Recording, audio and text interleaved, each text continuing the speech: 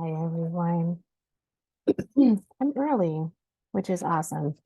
Okay, so this is season 13, episode 11. I have to center myself because I'm already annoyed and I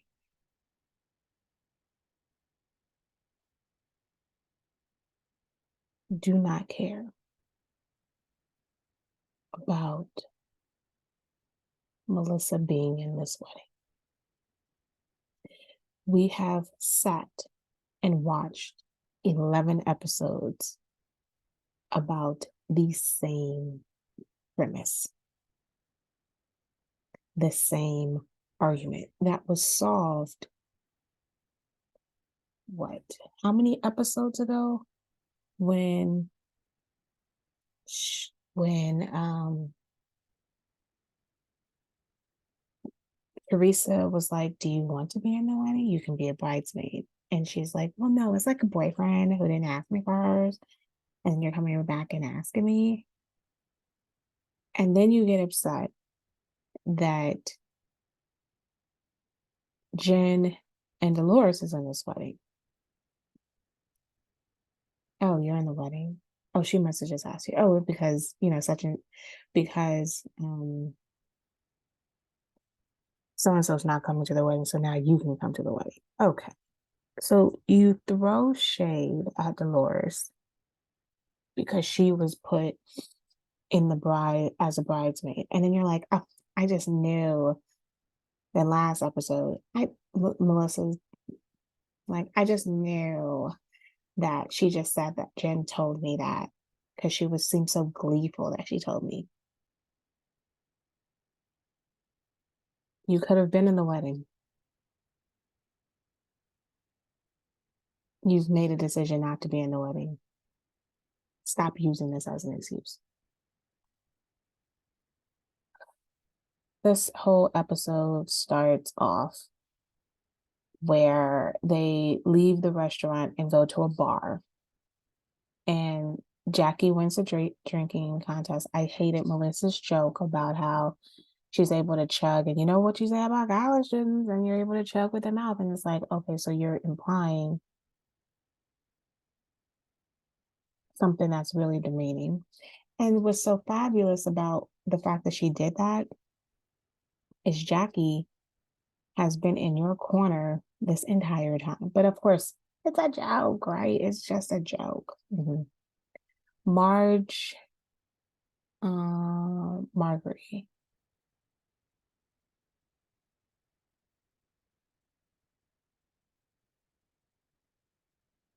I don't know what Marge did. Anyway, Melissa starts the issues, of course, starts the issue for sure. And the issue is between Jen and Danielle. They're talking about, she's talking privately. Jen, this is for breakfast.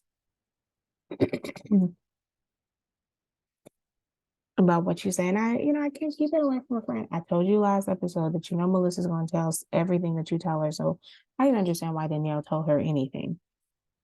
And lo and behold, I don't want to keep it away from a friend. And so what happens? Melissa says, yes, Rachel, Danielle called you a lot. So then Danielle comes in for breakfast and she's just like, has no idea what she's walking into. And she has to defend herself. And it's fascinating because I can't stand Margaret. And Margaret is making in front of her accent. And I hated that for sure.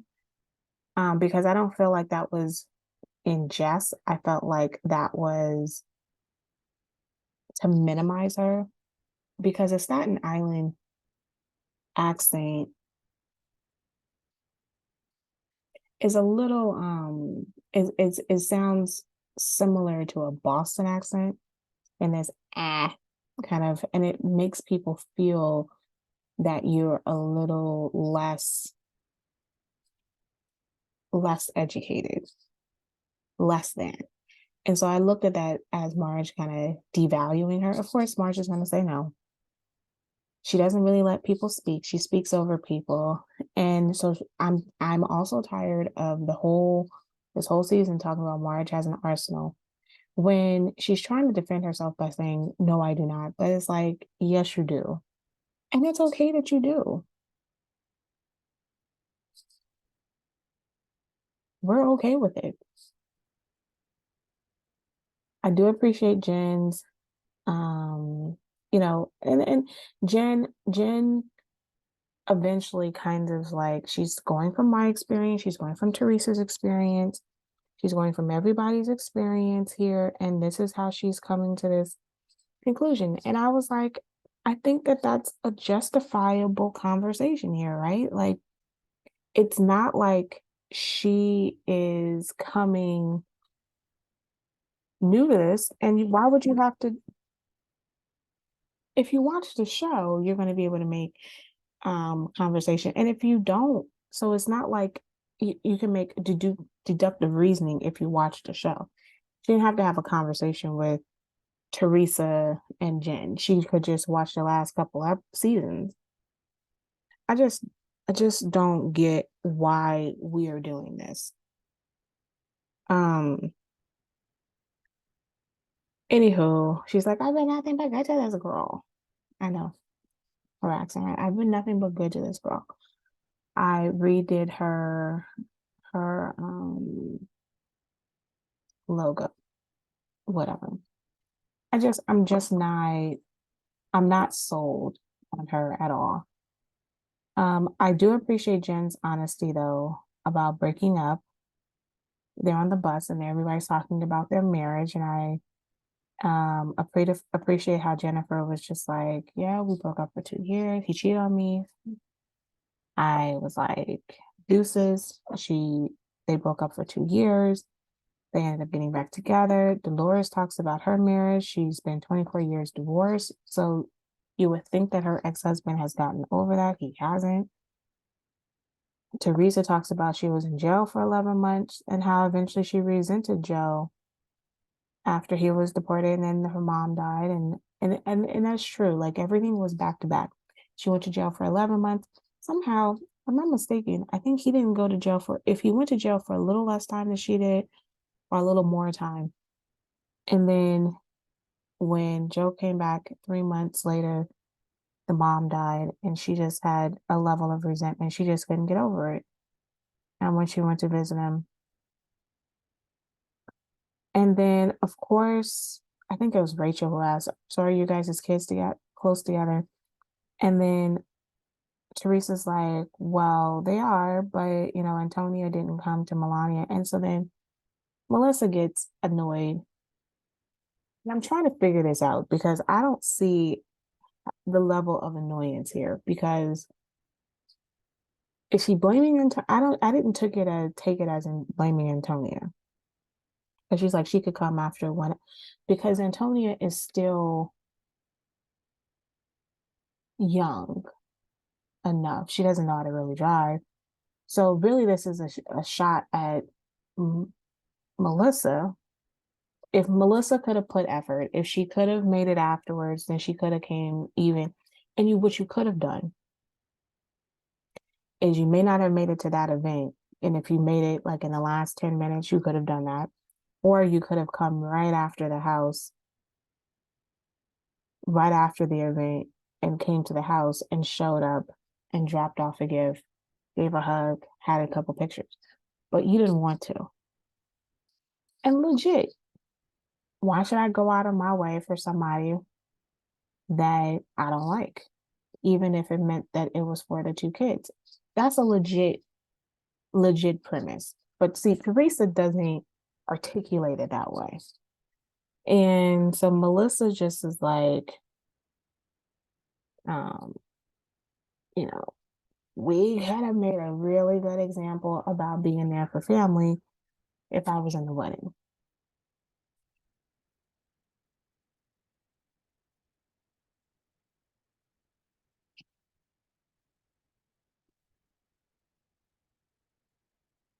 Teresa's like, well, I don't feel love, so why should I have you in it?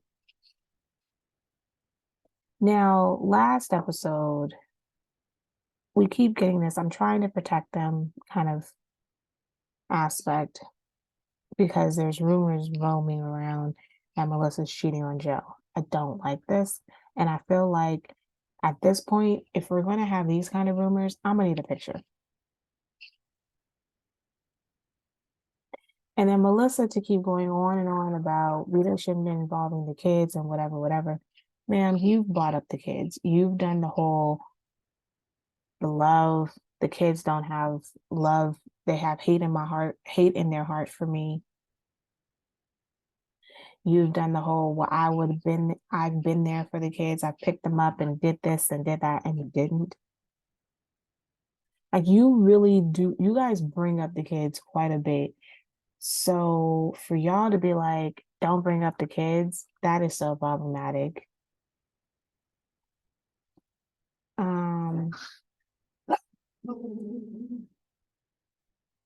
they were walking away. Marge and Melissa were walking, hanging out, and Melissa was making some really like, so, she made some stupid little comments about trying to understand Batman from whatever. And so Marge is like, Batman's from Gotham, lives in Gotham, which is in New York, this kind of a thing. And she's like, yeah, Melissa and Teresa, she said this multiple times about them not being the sharpest women, and they have that in common, which, is rude, but that's Marge. Melissa rolls her eyes every single time people are talking about the wedding. And it's like, but you do know that this whole trip, Laura set up as a bachelorette party for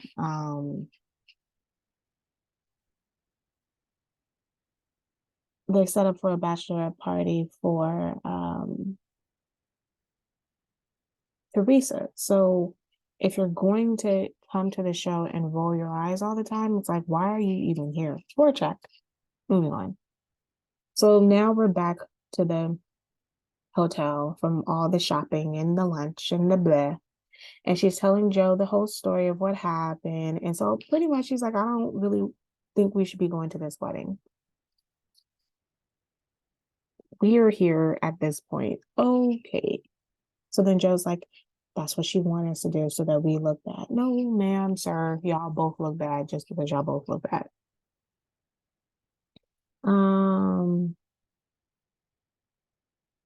Danielle and Rachel kind of fight again. And the thing that I like the most, because I really don't care about this fight.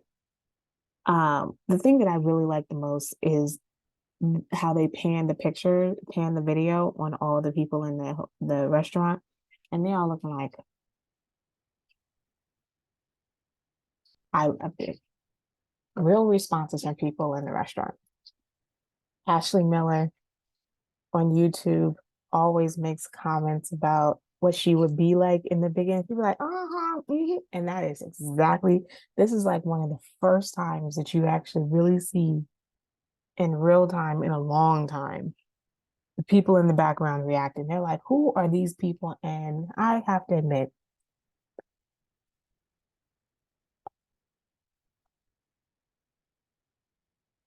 I enjoyed It Wasn't Us. But I do think that they probably are like, these Americans. Anyway, Jen called, they're at another, is it breakfast, lunch, dinner? No, it was dinner when they act in the fool. And Jen called her a booger wolf. Now I died because what made this funnier is because in my life, I've always heard booger wolf from Black folks. I've never heard a white person or white adjacent say booger wolf. So I was laughing because they're all like, what's a booger wolf? And then they're Googling and whatever. What's a booger? I was dead. And I was like, yeah, y'all clearly have no Black friends, no old Black friends, because if you would have, then you would absolutely know what a booger wolf is. Anyway, the show, I'm gonna say this each time, and I'm sorry to hear it. Something has to change with this format, and I know that the show is, I think it's just now beginning to film its reunion. This reunion is not going to be nice. And because in real time, you have Joe and Melissa who continues to keep making allegations and making comments and stuff. And then you have like receipts of other people diffusing what they're saying.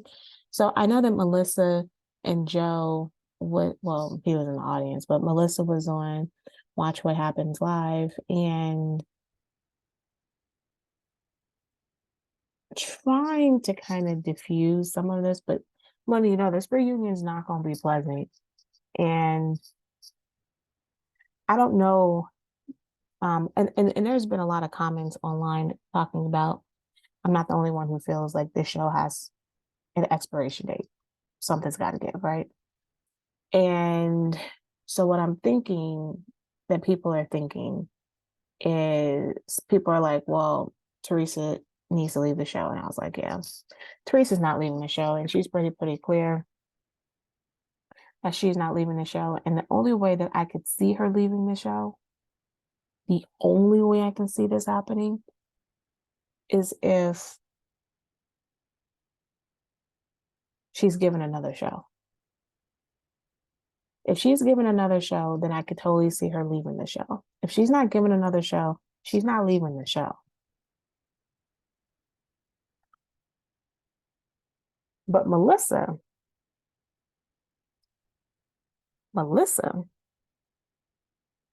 is going to have to leave the show. I just feel it in my bones that Melissa is going to end up having to exit left on the show because